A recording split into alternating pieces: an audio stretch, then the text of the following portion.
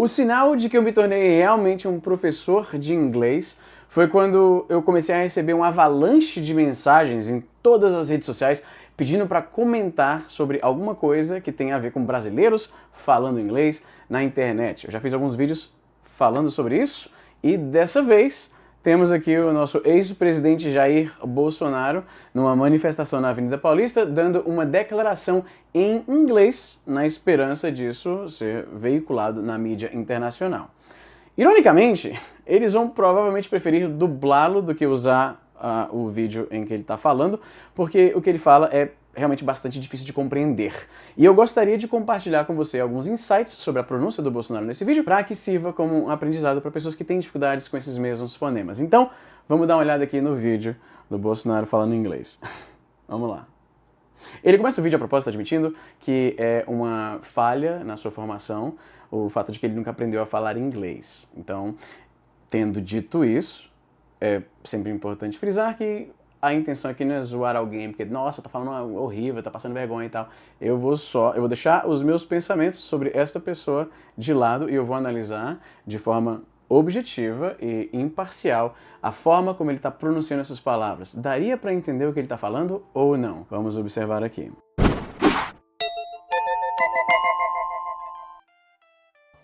Popcorn! A primeira palavra aí, inclusive quando me mandaram esse vídeo, eu fiquei surpreso que, tipo, onde é que ele tá indo com isso? Popcorn. Eu não estou antenado na narrativa de como essas galeras descrevem o que aconteceu, então por causa disso eu não sabia que parte do que eles argumentam é que, claro que isso aqui é uma perseguição política, porque afinal de contas essas pessoas eram apenas vendedores de pipoca e por isso a palavra popcorn aparece como a primeira coisa que ele fala no discurso. O primeiro aparente deslize, e vale também mencionar que a dicção do Bolsonaro já não é muito boa na língua nativa dele, então é compreensível que inglês não vai ser o seu forte. O primeiro deslize acontece na segunda sílaba da palavra popcorn, que ele parece falar encostando os lábios. Esse N do popcorn é um voiced alveolar nasal. O som de Você tipicamente articula esse som colocando a ponta da língua perto aqui da conexão entre a gengiva e o dente, o alveolar ridge. E é por isso que tem a palavra alveolar na descrição desse som. Voiced alveolar nasal, o som de som de N, basicamente.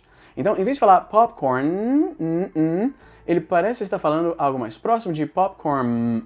Esse encostando os dois lábios é um voiced bilabial nasal, ou seja, também é um som nasal, também causa uma vibração na garganta, é isso que voiced significa em fonética, mas ele é bilabial, está encostando os lábios juntos, o que faz soar como M. Então, isso atrapalha algumas palavras, pode causar alguma ambiguidade. Como, por exemplo, se você vai falar a palavra scream, gritar, você tem aí o voiced bilabial nasal.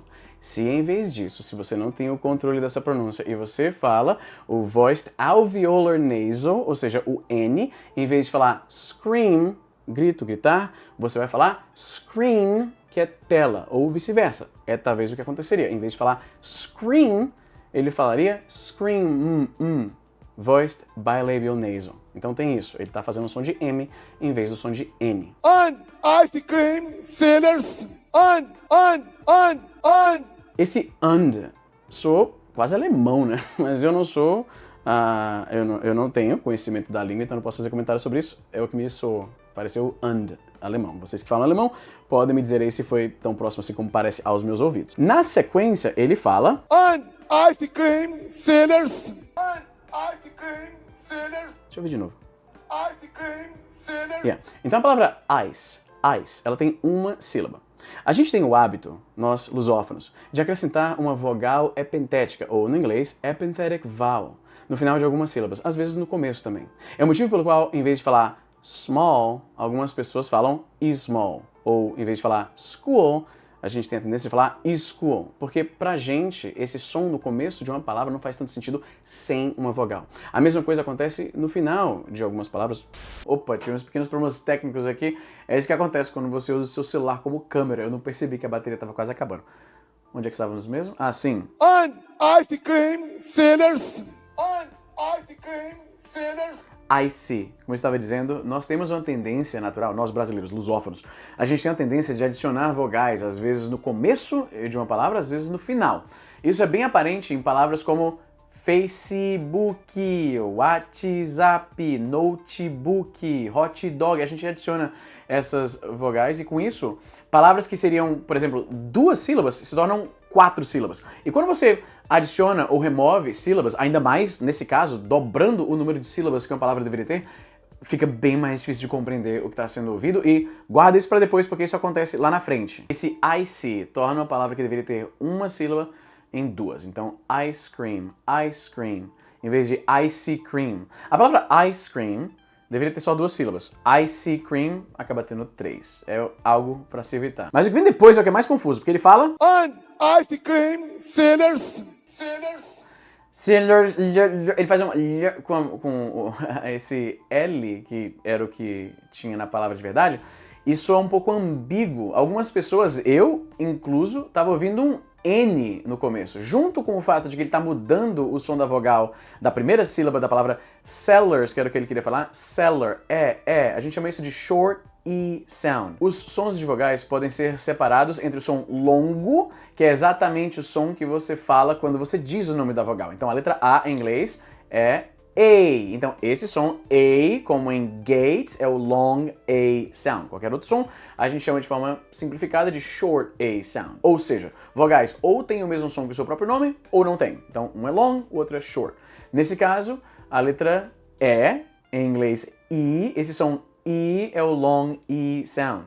E a palavra seller é um short E sound. Então ele fala see. Sellers. Mas pior que isso, como eu falei, é aquele L que é muito ambíguo depois. O que eu tava ouvindo inicialmente era algo que soa bem próximo de sinners, que seria pecadores. Ice cream sinners. Os pecadores de sorvete e pipoca. Além da pronúncia, que realmente ficou bem difícil de compreender, tem uma outra questão que eu não vi muita gente abordando. É o fato de que ice cream seller não é uma expressão natural. Soa como se você não tivesse familiaridade com a língua. Porque seller é vendedor, mas não nesse contexto. O inglês tem muito disso. Ó, isso aqui no meu pulso agora. Isso aqui é um relógio, e em inglês o nome disso é watch. Mas apenas se estiver no meu pulso. Um relógio na parede seria clock, mesma coisa com um relógio no seu micro-ondas ou numa torre. O inglês tem muito disso. Conceitos que a gente coletivamente identifica com uma ideia, mas eles se separam em graus mais específicos. Trocando em miúdos, alguém que vende coisa na rua, tipo comida, hot dog, sorvete, pipoca, seja lá o que for, isso está mais próximo de um vendor do que um seller. Seller passa a ideia de uma venda um pouco mais substancial, tá entendendo? Você está vendendo uma casa, um carro. E uma transação simples assim, ainda mais de comida na rua, vendor é o termo mais comum.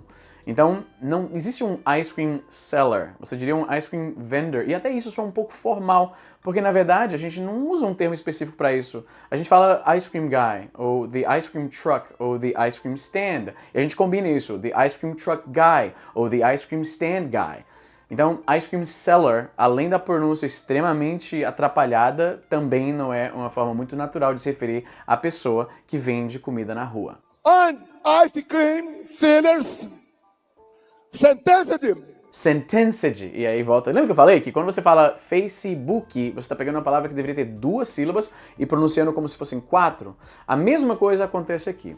A palavra que ele queria falar era o simple past tense do verbo sentence. Sentence, sentenciar, e sentenced, sentenciado. Sentenced, sentenced, sentenced. E sim, esse som de T que você está ouvindo é o mesmo som de T do final da palavra worked. Alguns verbos, quando conjugados no passado, a despeito do fato de que a ortografia mostra um D, o som que você deveria fazer no final é um T. Existe uma regra para isso, mas ia demorar um pouco para explicar, então por hoje eu vou só focar nessa fala aqui. Sentenced, sentenced. Você está ouvindo aí 2 sílabas. Ele está falando 4 sílabas. Sentenced, sentenced, sentenced. É como um gringo falaria a frase sente sede, eu acho. Sentenced. 4 sílabas. Fica bem difícil de compreender o que é isso. Isso é algo que sempre vai acontecer com lusófonos. O nosso português, ao contrário do inglês, é muito mais regular na distribuição de sílabas e de letras numa palavra. Então, quando uma palavra tem um certo número de letras, ela também vai ter um número maior de sílabas, porque você não pode ficar colocando um monte de letras numa palavra em português sem, inevitavelmente, adicionar sílabas. No inglês isso não acontece. Então a gente tem palavras como playground, que são 10 letras, mas só 2 sílabas. Então, algumas palavras parecem que deveriam ter mais sílabas, lendo do ponto de vista de alguém que está acostumado com a ortografia e a lógica estrutural da língua portuguesa. O inglês, por outro lado, tem um monte de letra que não faz som, então acontece isso. Tem encontros consonantais que a gente não tem como pronunciar no português, que é parte das nossas restrições fonotáticas. Restrições fonotáticas são o tipo de regrinha que rege que, tipo, a língua pode funcionar dessa maneira, da forma como você a escreve e a pronuncia. Então tem algumas restrições fonotáticas do português que impedem que certas palavras sejam pronunciadas da maneira que a gente bate o olho e vê e compreende como aquelas letras soam pra gente, né? Então, sentenced cria esse efeito na cabeça do Bolsonaro, ou da pessoa que escreveu foneticamente pra ele. Eu imagino que deveria ter sido isso que aconteceu, mas não sei. Eu gostaria de ver o papel que ele tá lendo. Sentenced for coup d'etat in Brazil.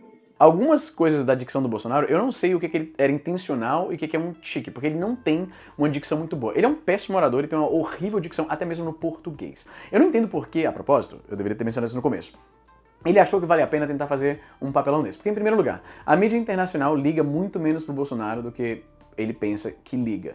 Eu sei que existe um movimento global da direita semi-unificada, digamos assim, é por isso que a direita brasileira acompanha os desdobramentos da direita na Europa, nos Estados Unidos, na Argentina.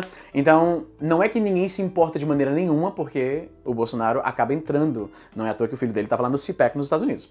Tendo dito isso, quando alguém de fora tá tentando dar uma entrevista até em inglês, e o inglês é difícil de compreender, ou acabam dublando, ou colocando no mínimo legendas de qualquer maneira. E se vão colocar legenda de qualquer maneira, ele podia muito bem ter falado em português, então, pra que esse teatrinho? É inútil. Isso se aparecer na mídia internacional. No momento da gravação desse vídeo, eu acompanho mídia internacional praticamente exclusivamente. Tanto no Reddit, nos sites principais de notícias, CNN, Fox, MSNBC, todos, né? NPR, Twitter gringo, é muita notícia de fora. Eu não vi ninguém da esfera, né, desse lado do espectro político, trazendo isso como, olha lá, a direita lutando contra, sei lá o que eles dizem que a direita tá lutando no Brasil, o comunismo, eu imagino. O meu ponto com essa tangente é que mesmo que isso apareça, para que seja compreensível o que ele tá dizendo, eles vão ter que colocar a legenda ou dublar, mano. Vai aparecer por um segundinho, talvez nem botem o áudio dele, só o presidente Bolsonaro, ex-presidente Bolsonaro do Brasil, fez uma manifestação com ele, e aí nem vai... E ele falou sobre o fato de que estão prendendo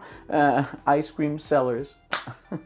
Enfim, esses vídeos em que eu comento sobre o inglês de alguém que falou de forma meio atrapalhada, meio imprecisa, eu sempre fico com o pé um pouco atrás, porque eu não quero estimular em vocês que me acompanham o espírito de apontar e rir da cara de alguém que não fala uma língua perfeitamente. Apontar e rir na cara de alguém que não faz algo perfeitamente, seja lá o que for, é meio tosco, você não gostaria que fizessem isso com você, blá blá blá, estimula muita gente a ter medo até de praticar o inglês, o que é um desserviço pra gente. Então, eu quero que fique claro que isso é pra fins instrutivos. E, enfim, é isso aí. Que vídeo longo, mano. Esse vídeo era pra ser curtinho. Enfim, até a próxima, pessoal.